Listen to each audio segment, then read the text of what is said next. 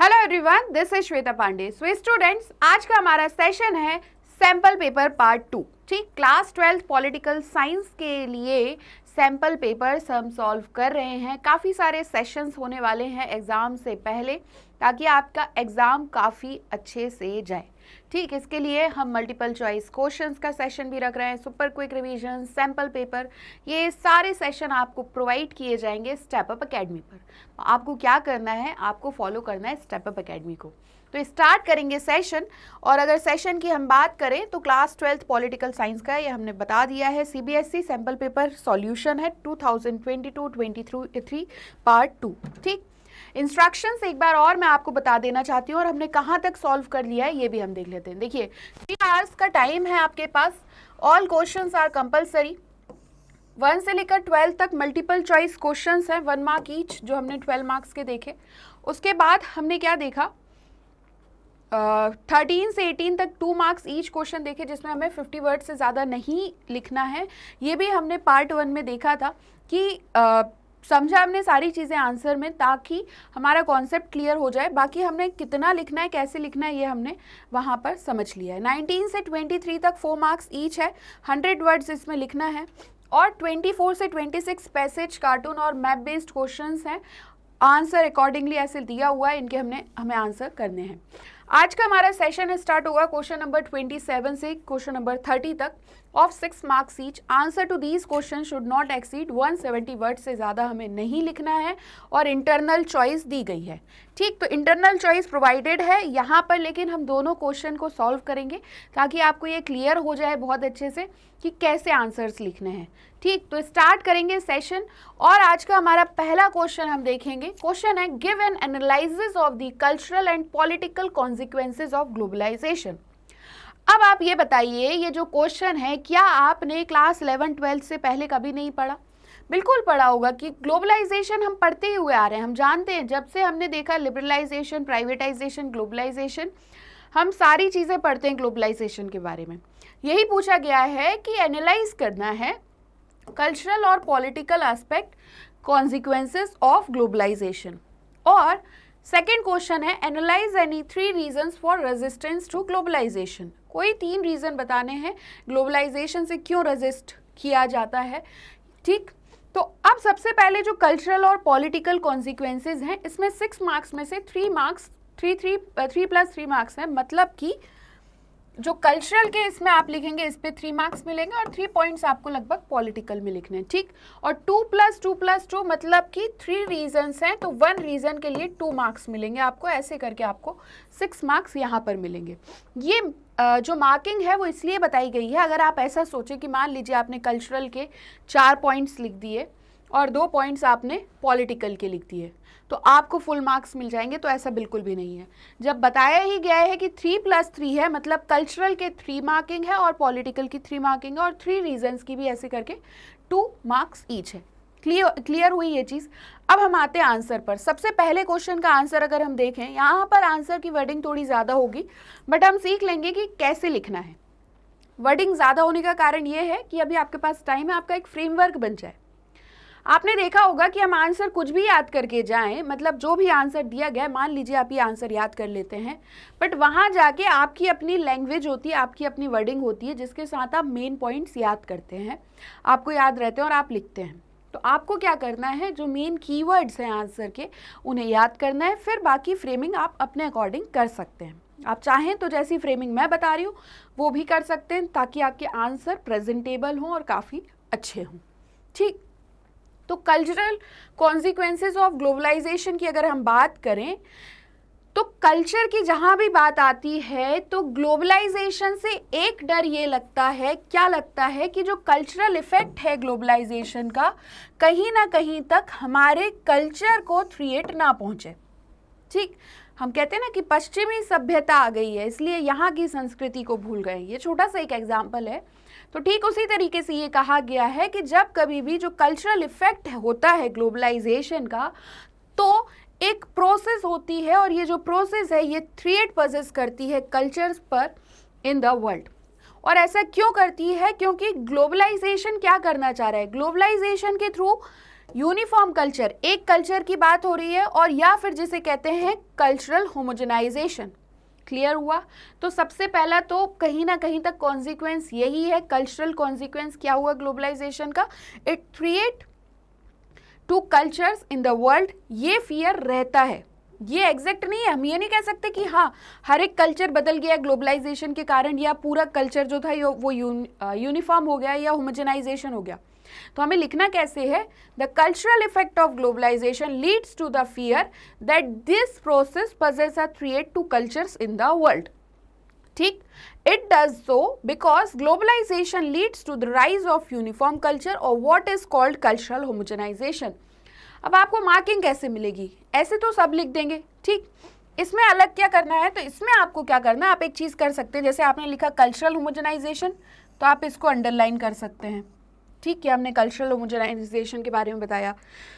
और एक ये जो पॉइंट है, process poses to a threat to the cultures in the world, ये मेन पॉइंट है, इनको याद रखिए। बाकी आप अपनी लैंग्वेज के थ्रू ये दोनों पॉइंट को काफ़ी अच्छे से प्रेजेंटेबल बना सकते हैं। ठीक, यूनिफॉर्म कल्चर को भी आप अंडरलाइन कर सकते हैं। क्लियर हुआ? अब हम बढ़ते हैं नेक्स्ट क्वेश्चन की तरफ। अंडरलाइन कर दो या कुछ ऐसा कर दो कि ये जो पॉइंट्स हैं ये एकदम उभर के दिखें, ऐसे समझ सकते हो कि एकदम सिर्फ ध्यान इन्हीं पॉइंट्स पर जाए। अब एग्जाम्पल क्या दिया है कि अगर बर्गर और ब्लू जीन्स के बारे में हमने पढ़ा था, तो जो पॉपुलैरिटी है बर्गर या ब्लू जीन्स की, तो कुछ लोग आर्ग्यू करते हैं कि पावरफुल इन्फ्लुएंस रहा है अमेरिकन वे ऑफ लाइफ का। मतलब आज की डेट में अगर आप लोगों को बर्गर खाना बहुत पसंद है, ब्लू जीन्स का भी एक एग्जाम्पल है, अभी हम डिस्कस नहीं करेंगे, तो ब्लू जीन्स पहनना, तो ये सारी चीज़ों को बहुत से लोग आर्ग्यू ये करते हैं कि ये सब अमेरिकन वे ऑफ लाइफ है जो पूरे वर्ल्ड में फैल गया है। ठीक, क्लियर हुआ? और इस वजह से जो रिच कल्चरल हेरिटेज है वो कहीं ना कहीं तक श्रिंक होते हैं एंटायर ग्लोब के। क्लियर हुआ? But sometimes external influences simply enlarge our choices. लेकिन कभी कभी ऐसा भी होता है कि जो एक्सटर्नल इन्फ्लुएंसेस है, मान लो हम बर्गर से या ब्लू जीन्स से इन्फ्लुएंस हो भी रहे हैं, तो ये हमारी चॉइसेस को एनलार्ज कर रहा है और कभी कभी हमारे कल्चर को मॉडिफाई कर देता है, हमारे ट्रेडिशन को ना बदलते हुए। Blue jeans on the other hand can go well with a homespun khadi kurta. आपने देखा होगा कि ब्लू जीन्स टी शर्ट पे पहनना हमने कह दिया American way of life. Clear हुआ? लेकिन अगर ब्लू जीन्स पे खादी कुर्ता पहन लिया तो मतलब ये हुआ कि कल्चर थोड़ा सा चेंज हुआ बट ट्रेडिशन चेंज नहीं हुआ है। समझ में आ रहा है कि कल्चर मॉडिफाई हो रहा है बट ट्रेडिशन नहीं हो रहा है। ये सारे पॉइंट्स आप समझ लीजिए, आप काफ़ी अच्छे से आंसर को लिख सकते हैं। और अगर आपको याद करने की आदत है तो ये पॉइंट्स बहुत ईजी हैं, आप एक बार समझ लीजिए और अच्छे से लिख दीजिए। ठीक, while cultural homogenization is an aspect of globalization, the same process also generates precisely the opposite effect. जो कल्चरल होमोजेनाइजेशन है ये एक एस्पेक्ट ही है ग्लोबलाइजेशन का कि हाँ पूरी तरीके से एक यूनिफॉर्म कल्चर की बात कर रहे हैं बट इसे मॉडिफिकेशन के साथ हो तो बेहतर हो, जिसमें ट्रेडिशन चेंज ना हो। लेकिन ये कहीं ना कहीं तक थोड़ा सा अपोजिट इफेक्ट भी डालता है। हर एक कल्चर बहुत ज़्यादा डिफरेंट और डिस्टिंक्टिव बनता जाता है और इस फिनोमेनन को क्या कहते हैं? कल्चरल हेटेरोजेनाइजेशन। ठीक, तो ये आंसर हमको ये 3 पॉइंट्स यूज करने हैं। नेक्स्ट अगर हम देखें पॉलिटिकल कॉन्सिक्वेंसेस क्या हैं ग्लोबलाइजेशन के, तो सबसे पहले तो देखते हैं हम इरोजन ऑफ स्टेट कैपेसिटी, मतलब कि गवर्नमेंट की एबिलिटी उन्हें क्या करना है। हम जानते हैं बहुत अच्छे से, मान लो कोई एक स्टेट है, यहाँ पे गवर्नमेंट वर्क कर रही है। अब ग्लोबलाइजेशन की वजह से इस स्टेट में मल्टीनेशनल कंपनीज सेटअप हो गई हैं, तो अब इनके अपने रूल्स रेगुलेशंस होंगे और कहीं बहुत हद तक गवर्नमेंट इस चीज़ से अफेक्ट होगी। तो जो स्टेट कैपेसिटी है वो कहीं ना कहीं तक इरोड होती है, मतलब कि गवर्नमेंट की एबिलिटी वो क्या करना चाहते हैं ये कहीं ना कहीं तक कम होती है। ऑल ओवर द वर्ल्ड जो वेलफेयर स्टेट की बात करते हैं हम, जो कल्याण राज्य की बात करते हैं, ये बहुत ज़्यादा एक मिनिमलिस्ट स्टेट को क्या दे रहा है? वे दे रहा है जो अपने कुछ कोर फंक्शंस को परफॉर्म कर पाएँ, जैसे कि maintenance of law and order and security of its citizens. मतलब कि यहाँ पर ये कह रहे हैं कि वेलफेयर स्टेट की भी अगर हम बात करें तो ये अब स्टेट के पास 2 से 3 फंक्शंस ही रह गए हैं कि मेंटेनेंस करें लॉ एंड ऑर्डर के और अपने सिटीजन्स की, नागरिकों की सुरक्षा करें। ये भी कहीं ना कहीं तक कॉन्सिक्वेंस हमें देखने को मिलता है। तो पॉलिटिकल कॉन्सिक्वेंस समझ में आया। अब मेन पॉइंट क्या है, आंसर में क्या लिखना है, हमें फोकस करना है इरोजन ऑफ स्टेट कैपेसिटी। आप मान लो ये ना भी लिखो, political consequence of the globalisation, ये ना लिखो अगर आप, तो आप बस ये लिख दो इट रिजल्ट्स इन, ठीक, यहीं पे हम सीखते हैं, it results in erosion of state capacity थी, capacity that the ability of the government to do what they do. और नेक्स्ट हम लिख सकते हैं all over the world welfare state is now giving way to a more minimalist state, ठीक। अब that perform certain core functions की जगह हम लिख दो परफॉर्मिंग कोर फंक्शंस। तो ये पॉइंट हम यहाँ से हटा सकते हैं और फिर क्या लिख देंगे, जैसे कि maintenance of law and order and security of its citizens. अब क्वेश्चन आ जाएगा तो आप काफ़ी अच्छे से लिख सकते हो, आपको ज़रूरत नहीं पड़ेगी बार बार रिवीजन की। हर एक व्यक्ति को ये चीज़ ध्यान में रखना चाहिए कि ग्लोबलाइजेशन हमेशा स्टेट कैपेसिटी को रिड्यूस नहीं कर सकता है, स्टेट सुप्रीम ऑर्गेनाइजेशन बना रहता है, टेक्नोलॉजी जो होती हैं वो एनहेंस कर देती हैं कैपेसिटी स्टेट की। क्लियर हुआ। अब आपने दोनों पॉइंट में एक चीज़ ध्यान दी होगी, अच्छा लास्ट पॉइंट और पढ़ लें फिर मैं समझाती हूँ। The cultural and political consequences of globalisation are both negative and positive in nature. हमसे क्वेश्चन क्या पूछा गया था, क्वेश्चन एक बार देखो। यहाँ पे मैंने स्टार्टिंग में आपको ये चीज़ इसलिए नहीं बताई, देखो समझो जो मैं बताती हूँ आपको, एनालाइज, जहाँ कहीं भी एनालाइज करने की बात आ जाए तो आप अपनी भावनाओं को व्यक्त बिल्कुल भी ना करें। हो सकता है कि आप ग्लोबलाइजेशन के बहुत ज़्यादा फेवर में हो, तो आप तो कहें ही ना कि कल्चरल चेंजेस कुछ नहीं हुए, पॉलिटिकल चेंजेस कुछ नहीं हुए। और अगर आप ग्लोबलाइजेशन के फेवर में नहीं हैं तो आप कहेंगे कल्चरल चेंजेस भी हुए हैं, पॉलिटिकल चेंजेस भी हुए। ये देखो, ये तरीके हैं जो आंसर लिखने के हमें सिखाते हैं तरीके, ठीक। ये अगर चीज़ें आपको आती हैं तो आप आंसर काफ़ी अच्छे से लिख सकते हो सकता है आपके पास बहुत सारा डेटा हो बट आपको उसे प्रेजेंट करना नहीं आ रहा है तो वो डेटा कोई काम का नहीं है, ठीक। ये याद रखो, जब कभी भी एनालाइज करने की बात आए, 3 पॉइंट्स हमें लिखने थे तो एटलीस्ट 2 पॉइंट्स आप निगेटिव लिखना चाहें तो निगेटिव लिख दें या पॉजिटिव लिख दें और 1 पॉइंट आप पॉजिटिव लिखें। ये होता है एनालाइज करने का मतलब। अगर ये वर्ड यूज कर रहे हैं क्वेश्चन में तो कुछ सोच समझ के ही कर रहे होंगे, तो कारण ये है कि निगेटिव और पॉजिटिव दोनों बताने हैं। क्लियर हुआ। तो जैसे कि हमने ग्लोबलाइजेशन में कल्चरल में बता दिया, कल्चरल चेंजेस में हमने देखा कि 3-8 है कल्चर्स को वर्ल्ड में, ब्लू जीन्स का हमने एग्जांपल दिया, लेकिन कभी कभी एक्सटर्नल इन्फ्लुएंसेस थोड़ा ही एनलार्ज करते हैं हमारी चॉइसेस को, मॉडिफाई करते हैं कल्चर को, ना कि ट्रेडिशन को चेंज करते हैं, जैसे हमने blue jeans with khadi kurta का एग्जांपल लिया। कल्चरल होमोजेनाइजेशन एस्पेक्ट है ग्लोबलाइजेशन का, लेकिन कभी कभी हम अपोजिट इफेक्ट भी देख रहे हैं कि डिस्टिंक्टिव डिफरेंट और डिस्टिंक्टिव कल्चर बनता जा रहा है। पॉलिटिकल कॉन्सिक्वेंसेज में हमने देखा स्टेट कैपेसिटी का इरोजन होता है, बिल्कुल। वेलफेयर स्टेट अब और मिनिमलिस्ट स्टेट बनता जा रहा है जिसके पास कुछ फंक्शन रह गए, लॉ एंड ऑर्डर मेंटेन करना और सिक्योरिटी ऑफ इट्स सिटीजन्स। लेकिन लास्ट में हमने क्या देखा कि ये कैपेसिटी रिड्यूस नहीं करता है, टेक्नोलॉजीज आ रही हैं ग्लोबलाइजेशन के कारण और इस वजह से कैपेसिटी एनहांस करता है स्टेट की। क्लियर हुआ। अब हम बढ़ते हैं नेक्स्ट क्वेश्चन की तरफ। नेक्स्ट क्वेश्चन क्या था हमारा, analyse any 3 reasons for resistance to globalisation, ठीक। The arguments that have been made against globalization are as follows। सबसे पहले दिया गया है contemporary globalization represents a particular phase of capitalism that makes the rich richer and the poor poorer is the argument given by the leftist। अब हम जानते हैं एक है लेफ्टिस्ट एक है राइटिस्ट। आर्ग्यूमेंट क्या बनी है ग्लोबलाइजेशन के अगेंस्ट में, तो ये कहा गया जो कंटेम्प्रेरी ग्लोबलाइजेशन है, मतलब वर्ल्ड के साथ जो ग्लोबलाइजेशन चलता जा रहा है, यहाँ पे देखा गया कि ग्लोबल कैपिटलिज्म का फेस आया। ग्लोबल कैपिटलिज्म मतलब क्या हुआ कि जब हम एमएनसीज देख रहे हैं, प्राइवेटाइजेशन देख रहे हैं हर एक चीज़ का, तो ये जो फेज आया यहाँ पर क्या हुआ, ग्लोबल कैपिटलिज्म के फेस में जो रिच पर्सन थे वो क्या हो गए,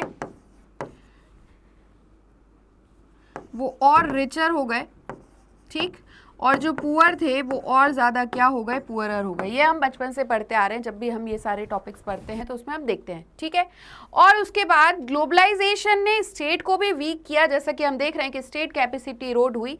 ये यहाँ पर स्टेट अनेबल हो गया पुअर के या गरीबों के इंटरेस्ट को प्रोटेक्ट करने के लिए, इसलिए रेजिस्टेंस है ग्लोबलाइजेशन के लिए। आप लोग बताइए, मान लीजिए क्वेश्चन आ जाए, आपको कुछ नहीं पता है, तो भी अगर ग्लोबलाइजेशन के बारे में आप जानते हैं कि क्या होता है, तो आप इसीलिए बता सकते हैं कि स्टेट की कैपेसिटी इरोड हो रही है, स्टेट से, इस वजह से स्टेट वीक हो रहा है और स्टेट अनेबल है पुअरर के इंटरेस्ट को प्रोटेक्ट करने के लिए। फेज ऑफ ग्लोबल कैपिटलिज्म के कारण रिच रिचर बन गए और पुअर पुअरर बन गए, ये आर्ग्यूमेंट लेफ्टिस्ट देते हैं।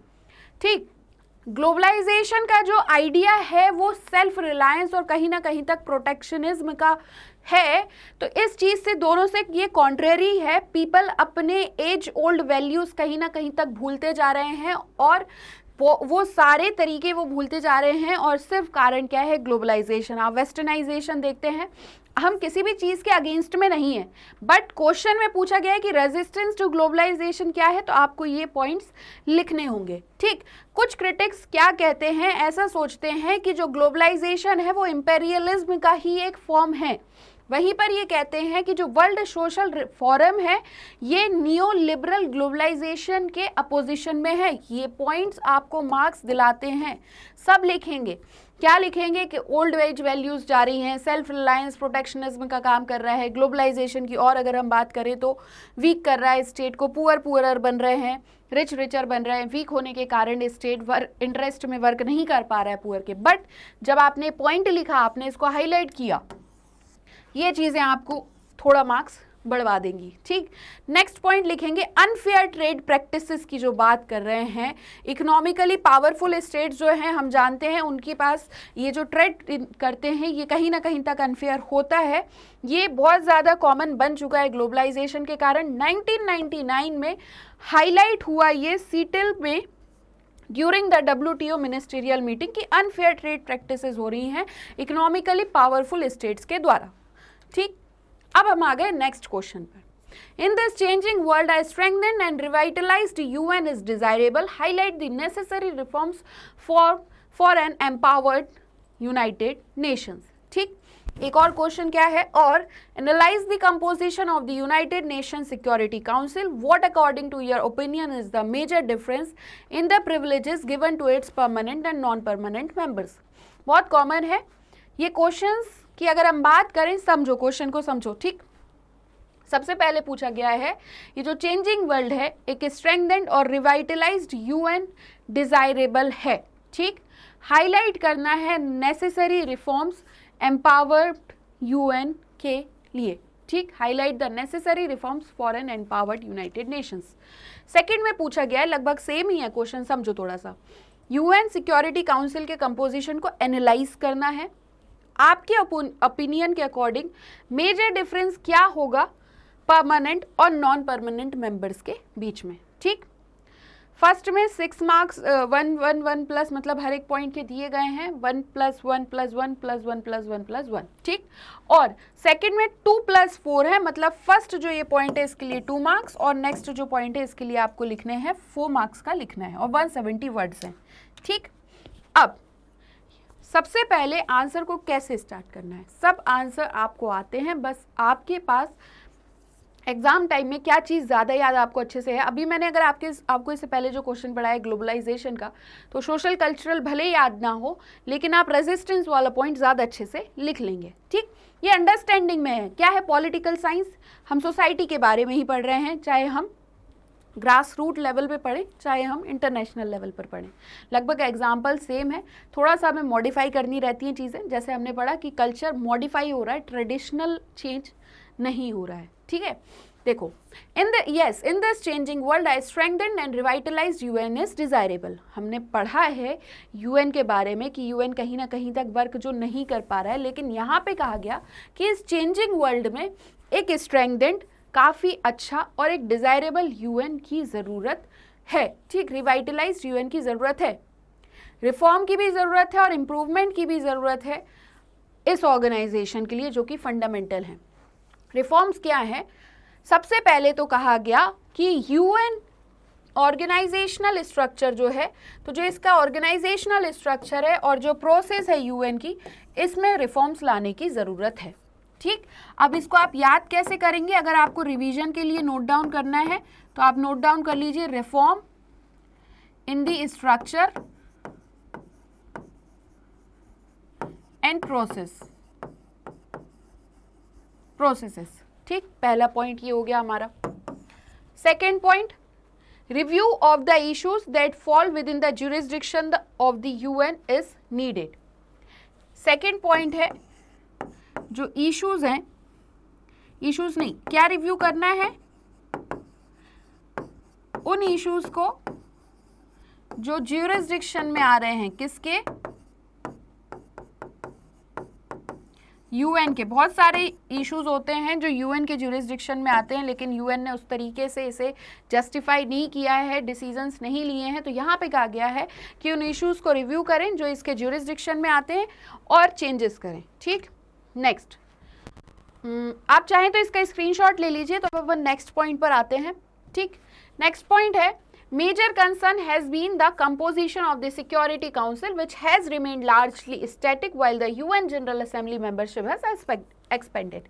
यहाँ पर ये कहा गया है, अब एनालाइज करना है हमको, तो मेजर कंसर्न कहा गया है जो सिक्योरिटी काउंसिल का कंपोजिशन है, जिसमें 5 परमानेंट मेंबर्स हैं, उसमें चेंजेस की ज़रूरत है, उसमें कंसर्न की ज़रूरत है, जो लार्जली स्टैटिक है, इसमें कोई चेंजेस नहीं देखने को मिलते, वाइल जो यूएन जनरल असेंबली है ये एक्सपेंड होती जा रही है, एक्सपेंडेड। ठीक, तो ये जो एक्सपेंडेड वर्ड लिखा हुआ है, तो ये दोनों चीज़ों को कंपैरिजन में बता रहा है कि एक स्टैटिक है। परमानेंट और नॉन परमानेंट मेंबर जो हैं यूएनएससी में, इनके नंबर को इंक्रीज करना चाहिए, ये बताया गया है। फिर हमें बताना है कि एक प्रपोजल हो क्या इंप्रूव करने के लिए, UN budgetary procedures and its administration. Some countries, कुछ कंट्री चाहती हैं कि ऑर्गेनाइजेशन ग्रेटर रोल प्ले करे पीस और सिक्योरिटी मिशंस में, और बाकी लोग चाहते हैं कि ये ह्यूमैनिटेरियन रोल प्ले करें। हम जानते हैं कि यूएन का इन्फ्लुएंस कहीं ना कहीं तक पावरफुल स्टेट्स की तरफ चला जाता है। परमानेंट मेंबर्स होने के कारण कुछ डिसीजंस ऐसे आते हैं जो हमें ठीक नहीं लगते हैं, इसलिए ये चेंजेस करो। चेंजेस करने में सबसे पहले रिव्यू करो, रिफॉर्म्स करो, स्ट्रक्चर में, प्रोसेसेस में, permanent non permanent members changes करो। कुछ व्यक्ति या कुछ कंट्रीज चाहते हैं कि पीस और सिक्योरिटी मिशन से रिलेटेड रोल प्ले करें, और कुछ चाहते हैं कि ह्यूमैनिटेरियन रोल प्ले करें। अब ये इतने इजी पॉइंट्स हैं, आप अगर पढ़ेंगे तो सारी चीज़ें बहुत अच्छे से आ जाएंगी। सब कुछ ईजी, आपको सब कुछ आता है, थोड़ा सा बस रिवीजन करने की आवश्यकता, और वो आप स्टेप अप अकेडमी को फॉलो करते रहें और CUET पॉलिटिकल साइंस की प्लेलिस्ट को फॉलो करते रहें, सुपर क्विक रिवीजन देखते रहें, हर एक टॉपिक देखते रहें और अपना सिलेबस कंप्लीट कर लें। ठीक, नेक्स्ट है, और analyse of the composition of the UN Security Council is as follows. सबसे पहले तो अगर हम सिक्योरिटी काउंसिल की बात करें तो इसमें 15 मेंबर्स हैं। ठीक, 5 परमानेंट मेंबर्स हैं एंड 10 नॉन परमानेंट मेंबर्स हैं। 5 परमानेंट मेंबर्स कौन से हैं, तो US, Russia, UK, France and China. ठीक, ये 5 परमानेंट मेंबर्स हैं। उसके बाद 10 नॉन परमानेंट मेंबर्स सिर्फ 2 ईयर्स के लिए रहते हैं। ठीक, एंड फिर उस पीरियड के बाद न्यू इलेक्टेड मेंबर्स आते हैं। मतलब जो ये तो 5 तो परमानेंट रहेंगे ही रहेंगे, लेकिन ये जो 10 आ रहे हैं, ठीक, इनको क्या करेंगे, 2 ईयर्स के बाद रिप्लेस, हम ऐसे कह सकते हैं कि इधर पे न्यू कंट्रीज आ जाती हैं। लेकिन यहाँ पर कोई कंट्री नहीं आ रही है, ये 5 के 5 ही है ना, इनका नंबर बढ़ रहा है।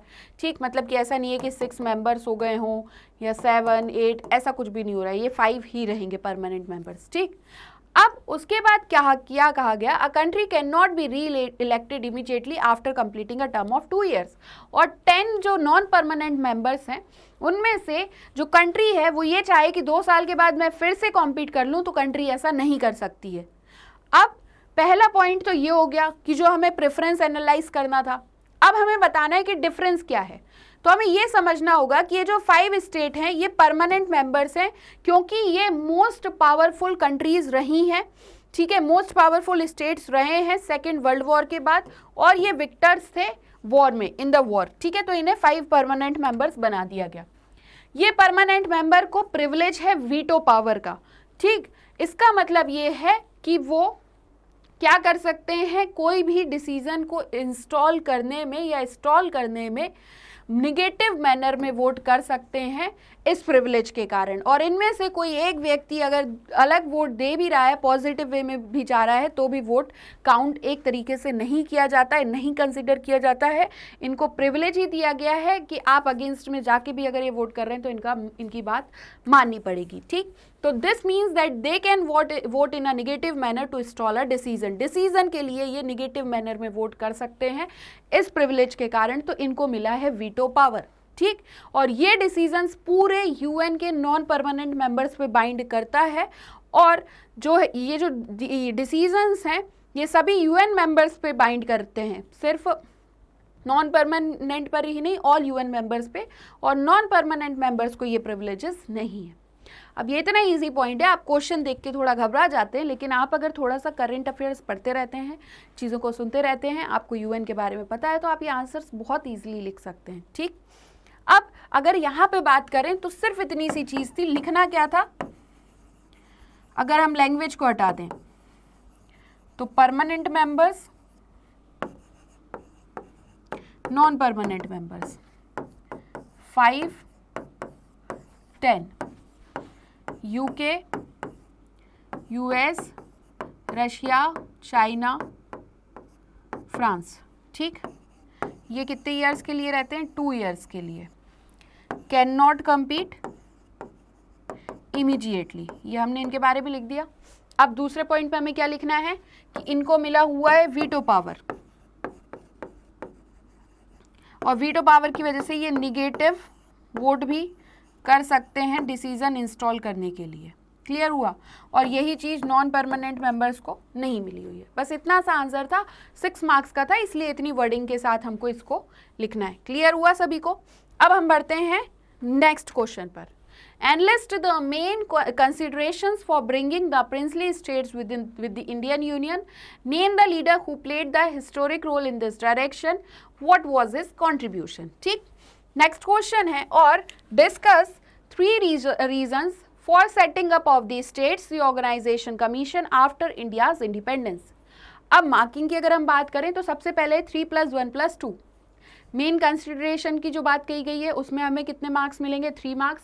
लीडर अगर हम लिख देंगे तो 1 मार्क्स, और कंट्रीब्यूशन क्या था इनका? तो 2 मार्क्स। क्लियर हुआ?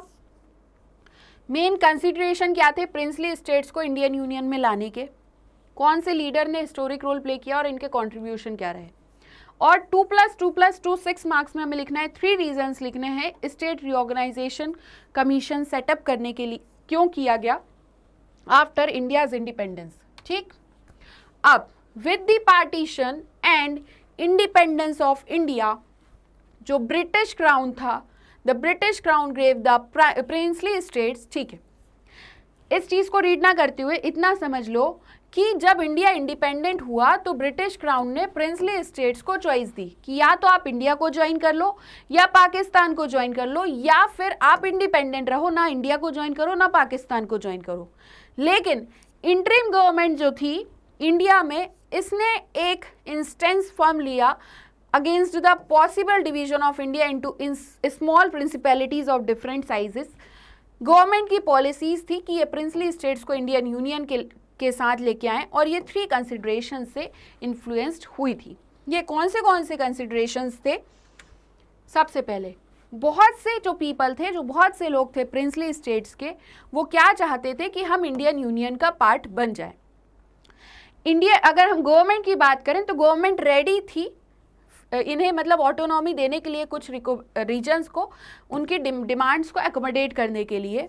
और गवर्नमेंट क्या कर रही थी? Government was firm to maintain the integration and consolidation of the territorial boundaries of the nation. और अल्टीमेटली गवर्नमेंट यही चाह रही थी कि जो इंटीग्रेशन है वो अच्छे से हो जाए, स्मॉल साइजेस में प्रिंसिपैलिटीज ना हो, और इसी के साथ टेरिटोरियल बाउंड्रीज जो हैं ऑफ द नेशन वो कहीं ना कहीं तक कंसोलिडेशन के साथ रहें, नेशन में ही अलग अलग इंडिपेंडेंट स्टेट्स ना हो। ठीक, मतलब इंडिपेंडेंट जैसे ये चाह रहे थे। अब the leader and historic role की अगर हम बात करें, the leader and historic rule, तो उस टाइम पे डेप्यूटी प्राइम मिनिस्टर और होम मिनिस्टर थे सरदार वल्लभ भाई पटेल। इन्होंने हिस्टोरिक रोल प्ले किया।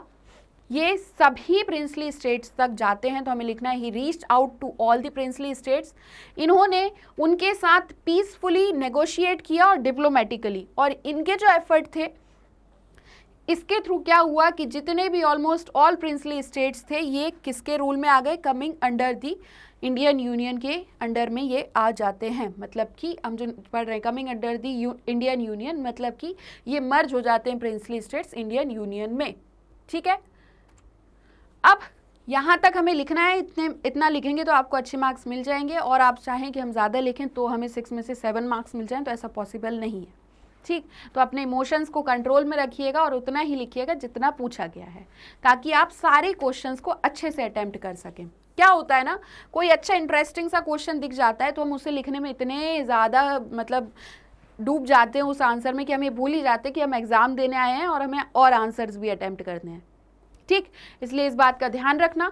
और अब हम आते हैं कि स्टेट्स रीऑर्गेनाइजेशन कमीशन क्यों बनाया गया। तो जब नेशनल मूवमेंट्स हो रहे थे इंडियन इंडिपेंडेंस के पहले, तो हमारे लीडर्स ने प्रॉमिस किया था लिंग्विस्टिक स्टेट्स से, लिंग्विस्टिक प्रिंसिपल्स पे हम स्टेट्स को बनाएंगे।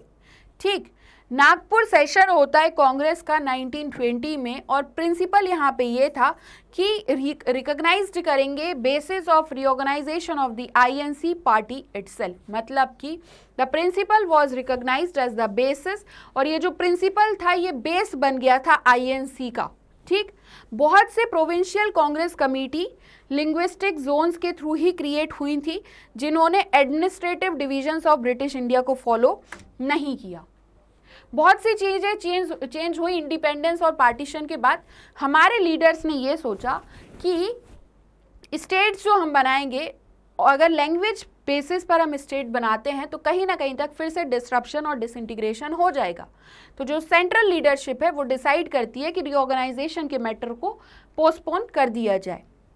ये डिसीजन जो था नेशनल लीडरशिप का, वो कहीं ना कहीं तक लोकल लीडर्स और पीपल को क्या करता है, चैलेंज्ड करते हैं। मतलब कि अब इन्होंने कहा कि रिऑर्गेनाइजेशन ऑफ स्टेट्स को पोस्टपोन कर दिया जाए, तो ये चीज़ें इन लोगों को अच्छी नहीं लगती है। और जो तेलुगु स्पीकिंग एरियाज थे ओल्ड मद्रास प्रोविंस के, ये प्रोटेस्ट करना चालू कर देते हैं, जो आज की डेट में तमिलनाडु है, आंध्र प्रदेश पार्ट, केरला, कर्नाटका, ये सारे लोग क्या करने लगते हैं, प्रोटेस्ट करने लगते हैं इस चीज़ को लेकर कि हमें जब प्रॉमिस किया गया है कि लिंग्विस्टिक बेसिस पर हम स्टेट्स को बनाएंगे, फॉर्मेशन होगा, तो अब आपने ऐसा क्यों किया। लेकिन इनको तो ऐसा लग रहा था लीडर्स को कि ये डिसइंटीग्रेशन हो सकता है, इस वजह से डिसरप्शन हो सकता है, तो इस मैटर को अभी आगे बढ़ा दो, अभी ध्यान मत दो। लेकिन तेलुगु स्पीकिंग एरियाज जो थे, जो ओल्ड मद्रास आज की डेट में तमिलनाडु, आंध्र प्रदेश, केरला, कर्नाटका, ये कहीं ना कहीं तक प्रोटेस्ट चालू करते हैं, और इस प्रोटेस्ट को कहते हैं विशालांध्र मूवमेंट, विशालांध्र मूवमेंट। ठीक, तो ये था विशालांध्र मूवमेंट। अगर क्वेश्चन आ जाए तो आप आंसर अच्छे से लिख सकते हैं। ये मूवमेंट जो था, इन्होंने डिमांड किया कि जो तेलुगु स्पीकिंग एरियाज हैं इन्हें मद्रास प्रोविंस से सेपरेट कर दिया जाए, जिस टाइम पे उसका मतलब ये लोग पार्ट थे, और फिर सेपरेट आंध्र प्रदेश बनाया जाए। मतलब कि इन्होंने कहा कि मद्रास जो अभी के टाइम पे तमिलनाडु है, यहाँ पे जो तेलुगु स्पीकिंग लोग हैं उनको सेपरेट स्टेट दे दिया जाए और आंध्र प्रदेश बना दिया जाए। ये जो मूवमेंट था ये एक टाइम पे मोमेंटम गैदर कर लेता है। कांग्रेस लीडर और veteran Gandhian died after 56 days of indefinite fast, और कांग्रेस लीडर और वेटेरन गांधीयन इन्हें कहते थे, ये 56 डेज फास्ट पर रहते हैं इस बात के लिए कि आप सेपरेट स्टेट इस बेसिस पे क्यों नहीं बना रहे हैं, और इनकी डेथ हो जाती है। इस वजह से बहुत से लोग वायलेंट हो जाते हैं, स्ट्रीट्स पर आ जाते हैं, आंध्र रीजन में एक आउटबर्स्ट होता है, और फाइनली प्राइम मिनिस्टर अनाउंस करते हैं कि सेपरेट आंध्र स्टेट बनाया जाए इन दिसंबर 1952। जैसे ही आंध्र प्रदेश का फॉर्मेशन होता है, जो स्ट्रगल बाकी लिंग्विस्टिक लाइन पे स्टेट कर रहे थे other parts of the country में, ये और अच्छे से, मतलब बहुत बेहतरीन तो नहीं कहेंगे, और बेकार तरीके से फैल जाता है। और ये स्ट्रगल कहीं ना कहीं तक केंद्रीय सरकार को, सेंट्रल गवर्नमेंट को फोर्स करते हैं कि स्टेट रिऑर्गेनाइजेशन कमीशन बनाए, जो बनता है 1953 में। और एक जो क्वेश्चन आ रहा था री drawing of the boundaries of states, ये फिर से आता है और इस पे ध्यान दें, स्टेट रीऑर्गेनाइजेशन कमीशन, ये इस वजह से 1953 में, in 1953 to look into the question of redrawing of the boundaries of states, ये कमीशन बनाया जाता है। तो क्लियर हुआ स्टेट रीऑर्गेनाइजेशन कमीशन क्यों बनाया गया। ठीक, अगर कोई डाउट है तो कमेंट सेक्शन में आप पूछ सकते हैं। अब हम आते हैं नेक्स्ट क्वेश्चन पर। Coalition governments proved to be a boon for democracy in India, support the statement with 3 relevant arguments और analyse 3 major developments towards the end of 1980s that made a long lasting impact on the politics of India. ठीक, पहला question पढ़ो। पहले question में पूछा गया है कि जो कोलिशन गवर्नमेंट है ये एक बून की तरह प्रूफ होती हैं डेमोक्रेटिक इंडिया में। इस स्टेटमेंट को 3 रिलेवेंट आर्ग्यूमेंट्स के साथ आपको क्या करना है, सपोर्ट करना है। तो रिलेवेंट आर्ग्यूमेंट्स होने चाहिए, आपके अकॉर्डिंग आर्ग्यूमेंट्स नहीं होंगे। ठीक, 2 + 2 + 2 हर एक आर्ग्यूमेंट पे आपको 2 मार्क्स मिल जाएंगे, तो ऐसे करके 6 मार्क्स मिल जाएंगे। और एनालाइज करने 3 major developments towards the end of 1980s that made a long lasting impact on the politics of India। यहाँ पर हमें एनालाइज करने हैं ऐसे कौन से 3 मेजर डेवलपमेंट्स थे 1980 के एंड में जो लॉन्ग लास्टिंग इम्पैक्ट लेके आते हैं on the politics of India. ठीक, तो अब आंसर स्टार्ट करते हैं। The emergence of coalition governments in India took place in the following ways. सबसे पहले हम आ जाते हैं, ये बताया गया है कि कैसे इमरजेंस आता है कोलिशन गवर्नमेंट्स इंडिया में इन दी फॉलोइंग वेज। ये तरीके हमको बताने, ये क्वेश्चन देखो, समझ गए आप लोग। 1967 का इलेक्शन होता है। इस टाइम पे अपोजिशन पार्टी को ये समझ आ जाता है कि इनके वोट्स डिवाइड हो रहे हैं, इस वजह से कांग्रेस पावर में है। मतलब कि एक साइड तो कांग्रेस है, ठीक, और एक साइड ये छोटी छोटी पार्टीज हैं। अब ये अलग अलग हैं तो इन्हें कितने भी वोट मिल जाएं, इन सबको मिला के कांग्रेस से ज़्यादा वोट मिल जाएं, लेकिन ये अलग हैं, सेपरेट हैं, इस वजह से कांग्रेस हमेशा इलेक्शन में जीत रही है। ये इन्हें समझ में आ जाता है 1967 के इलेक्शन में। और इस वजह से नॉन कांग्रेसिज्म आता है इंडियन पॉलिटिक्स में, जिसे कहते हैं anti Congress fronts and rise of non Congressism. तो यहाँ से नॉन कांग्रेसिज्म का राइज हुआ और इस वजह से ये जो अपोजिशन था ये कुछ इस तरीके से एक साथ आ जाता है। और ये एक साथ आने के कारण जहां हम कांग्रेस को इतना देख रहे हैं तो ये एक साथ मिलके कुछ पार्टी इस तरीके से हो जाती हैं, अदर पार्टीज। ठीक, तो ये हो गया इनका कोलिशन। और इसका रिजल्ट क्या होता है, कोलिशन गवर्नमेंट 8 स्टेट्स में बनती है, जिसमें था Punjab, Haryana, UP, Madhya Pradesh, Bihar and other states. ठीक, क्लियर हुआ। सबसे पहले तो ये हमने रिलेवेंट रीजन दिया। फिर लोकसभा इलेक्शन होते हैं 1971 में और स्टेट असेंबली इलेक्शन होता है 1972 में।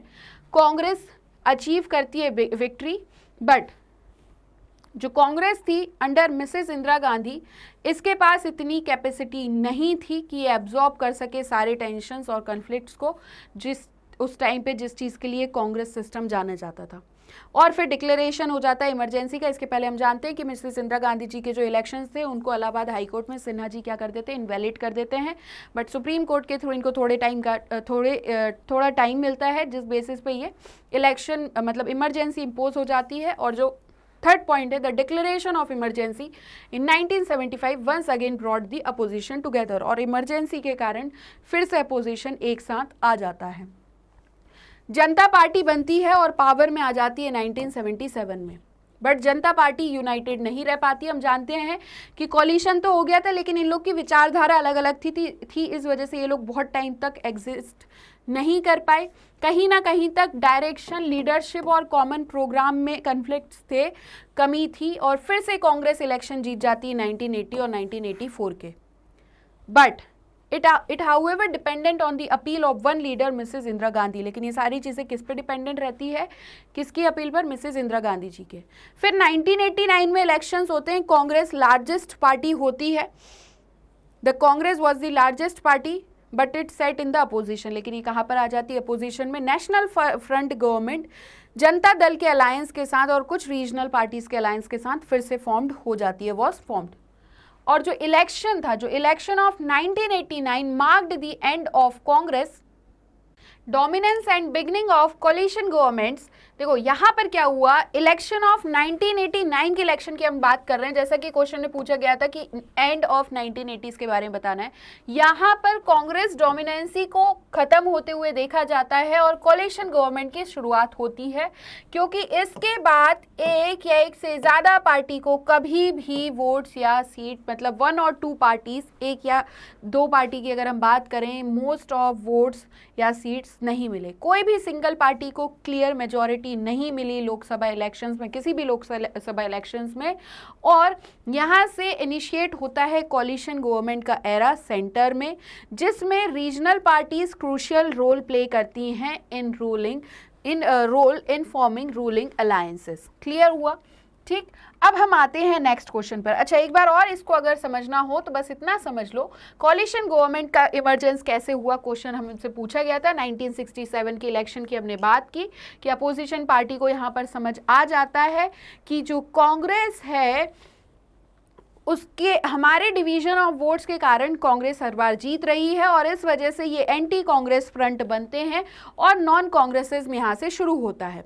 अपोजिशन एक साथ आ जाती है और रिजल्ट क्या होता है कि Congress government, coalition government 8 states में बनती है, जिसमें Punjab, Haryana, UP, Madhya Pradesh, Bihar and other states होते हैं। ये 1967 से यहाँ से कहानी शुरू होती है। ठीक, फिर 1971 के इलेक्शंस में और स्टेट असेंबली इलेक्शन 1972 में कांग्रेस फिर से जीत जाती है, but Congress under Mrs Indira Gandhi did not have the capacity to absorb all tensions and conflicts that the Congress system was known for. जिस चीज के लिए कांग्रेस सिस्टम पहले जानी जाती थी, उस चीज के लिए यहाँ पर अब इंदिरा गांधी जी के अंडर में कांग्रेस ऐसी नहीं रह पाती है, और उसके बाद काफी सारी चीजें होती है और 1975 में डिक्लेरेशन होता है इमरजेंसी का, और फिर से अपोजिशन एक साथ आ जाती है। ठीक, अब जनता पार्टी बनती है 1977 में, लेकिन जनता पार्टी के अंदर जो आइडियोलॉजीज थी कोलिशन के बीच में, ये कॉमन प्रोग्राम जो थे, ये कहीं ना कहीं तक कमी थी, और इस वजह से कांग्रेस फिर से 1980-84 में जीत जाती है। ठीक, बट फिर 1989 में कांग्रेस लार्जेस्ट पार्टी बनती है अपोजिशन में बैठने के लिए, क्योंकि यहां पर आ जाती है national front government Janata Dal के अलायंस के साथ और कुछ रीजनल पार्टीज के साथ। ठीक, क्लियर हुआ? नेक्स्ट फिर हमने देखा 1989 में कुछ इस तरीके से कांग्रेस डोमिनेंसी खत्म होती है, और उस टाइम पे कोई भी सिंगल पार्टी ऐसी नहीं होती कि कोई भी लोकसभा इलेक्शंस में मेजॉरिटी ऑफ सीट्स लेके आ पाती, और यहाँ से सेंटर में कोलिशन गवर्नमेंट का एरा स्टार्ट होता है कुछ रीजनल पार्टीज के साथ, जिसमें कुछ regional parties crucial role play करती हैं रूलिंग अलायंसेस फॉर्म करने के लिए। ठीक है, role in forming ruling alliances. अब हम आते हैं नेक्स्ट क्वेश्चन पर। क्वेश्चन क्या था पहले देख लेते हैं। Analyse the 3 major developments towards the end of 1980s that made a long lasting impact on the politics of India. ठीक, मेन डेवलपमेंट कौन से हुए 1980s के एंड पर, जहां पर हमने ये देखा कि एक लॉन्ग लास्टिंग इम्पैक्ट होता है। सबसे पहले तो कांग्रेस सिस्टम की समाप्ति होती है। मेन डेवलपमेंट इसको कहा जाता है कि जो कांग्रेस सिस्टम की डोमिनेंसी थी, जो कांग्रेस सिस्टम डोमिनेंस था, जो कांग्रेस डोमिनेंस थी 2 डिकेड्स तक, ये कहीं ना कहीं तक खत्म होती है, क्योंकि पार्टी 1989 के इलेक्शंस में हार जाती है। ठीक, पार्टी फिर से पावर में आती है 1991 में आफ्टर श्री राजीव गांधी असैसिनेशन, लेकिन फिर से ये अपना डोमिनेंस लेकिन ये खो चुकी होती है जैसा डोमिनेंस इसका पहले था। नेक्स्ट आता है मंडल इशू, जो ओबीसी से रिलेटेड है, जहां पर 27% रिजर्वेशन की बात कही जाती है। ये इशू स्टार्ट कौन करता है? मंडल इशू, नेशनल फ्रंट गवर्नमेंट ये इशू को स्टार्ट करती है with implementation in 1990 which was 27% job in the central government for OBC candidates only। ये एक तरीके से बहुत ज़्यादा गुस्सा और एंगर लेके आता है पॉलिटिक्स में, ये जो डिसीजन था, और यहाँ पर पॉलिटिक्स चेंज होने लगती है 1989 से। ठीक है, तो जो मंडल इशू था कि जो ये इनके रिकमेंडेशन इम्प्लीमेंट किए जा रहे थे, इस पे जो अपोजिशन था, ये जो इशू कहा गया, ये भी एक काफ़ी इम्पैक्ट डालता है, ठीक है। तो एक कांग्रेस सिस्टम, दूसरा मंडल इशू, तीसरा न्यू इकोनॉमिक रिफॉर्म्स। एक स्ट्रक्चरल एडजस्टमेंट प्रोग्राम अनाउंस किया जाता है राजीव गांधी जी के द्वारा, लेकिन मतलब that were initiated by Rajiv Gandhi but were more visible under Shri Narasimha Rao tenure from 1991। Rajiv Gandhi ji ने स्टार्ट किया था, लेकिन नरसिम्हा राव जी के टाइम पर ये ज़्यादा चीज़ें देखने को दिखती हैं, उभरती हुई दिखती हैं। ये कंट्री इकोनॉमी ओपन कर देते हैं वर्ल्ड के लिए, जिसमें हम ग्लोबलाइजेशन, एलपीजी की बात करते हैं, फॉरेन रिजर्व्स इंप्रूव करते हैं, और सक्सेसिव गवर्नमेंट इन सारी चीज़ों को कंटिन्यूड फॉलो करती जाती है। और ये तीनों सिस्टम ऐसे थे जहाँ पे हमें 1980s के बाद से इंडियन पॉलिटिक्स में चेंज देखने को मिला। और फोर्थ होता है असैसिनेशन ऑफ राजीव गांधी जी। इन्हें असैसिनेट किया जाता है तमिलनाडु में लिट्टे के द्वारा, ठीक, लिट्टे ग्रुप के द्वारा। और जो इलेक्शंस थे 1991 के, ये कांग्रेस इमर्ज, मतलब कांग्रेस का एक इमर्ज दिखाती है एज ए लार्जेस्ट पार्टी इनकी आफ्टर दिस। और फिर श्री नरसिम्हा राव जो थे वो क्या होते हैं, was appointed as the prime minister of India. Clear हुआ? तो यहाँ पर जो हमारा पार्ट सेकंड था सैम्पल पेपर का, वो भी कंप्लीट होता है। आई होप हमने आज जो भी पढ़ा आपको बहुत अच्छे से समझ आया होगा। आने वाले सेशंस में हम कुछ इस तरीके के सैम्पल पेपर्स और अच्छे से सॉल्व करेंगे, वर्ड लिमिट और कम करेंगे, क्योंकि तब तक आप काफ़ी कुछ पढ़ चुके होंगे। अभी स्टार्टिंग है तो ये चीज़ें पढ़ते जाइए, आराम से, घबराइए मत। हर एक चीज़ कंप्लीट हो जाएगी, बस आप फॉलो करते जाइए। एग्ज़ाम वाले दिन आपको हर एक चीज़ आएगी, ये मेरा आपसे वादा है, ठीक। और इसके लिए मैं आपके लिए काफ़ी सारे इंपॉर्टेंट सेशंस लेके आने वाली हूँ, आप लोगों को फॉलो करते रहना है। और इससे ज़्यादा वीडियोस अगर आप देखना चाहते हैं तो आप हमारी वेबसाइट पर भी विजिट कर सकते हैं। और अगर आज का सेशन आपको बहुत मस्त और बेहतरीन लगा है, आई होप मैंने आपको जो भी पढ़ाया आपको बहुत अच्छे से समझ आया होगा, तो आप हमारे चैनल स्टेप अप अकेडमी को please like, share and subscribe करना बिल्कुल भी ना भूलें। थैंक यू एंड धन्यवाद।